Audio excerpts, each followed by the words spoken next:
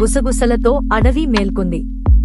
కాని వాటన్నిటికంటే ఒక శబ్దం బలంగా వినిపించింది. సింహం గర్జన. సింహం అడవిలో నడుస్తుంటే ప్రతి జంతువు మౌనంగా తలవంచేది. ఎందుకంటే వారు తమ రాజు వచ్చాడని తెలుసుకున్నారు. ఒక ఘనమైన గర్జనతో సింహం తన శక్తిని ప్రకటించింది. ఆ శబ్దం లోయలు, కొండలు దాటి మారుమ్రోగింది. అది ఉగ్రంగా ఉన్నా క్రూరంగా ఉండేది కాదు.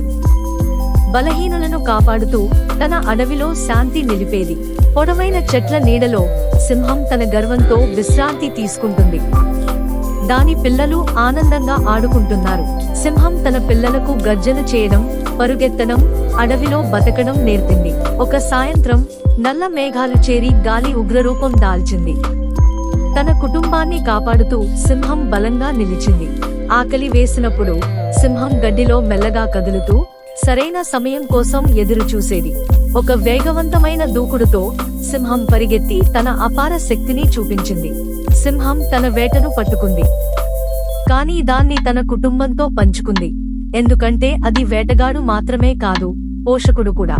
ఒక రోజు మరొక ఉగ్ర సింహం అడవిలోకి ప్రవేశించింది. అది రాజును సవాలు చేయడానికి వచ్చింది. భూమి కంపించగా 2 సింహాలు ఢీకొన్నాయి. వారి గర్జనలు అడవంతా మారుమ్రోగాయి. చివరికి ప్రత్యర్థి పారిపోయింది. గాయాలు ఉన్న సింహం గర్వంగా నిలిచి తనే నిజమైన రాజని నిరూపించింది. జంతువులు తిరిగి వచ్చాయి. అడవి మళ్లీ ప్రశాంతమైంది. సింహం గర్జన శాంతిని అందించింది.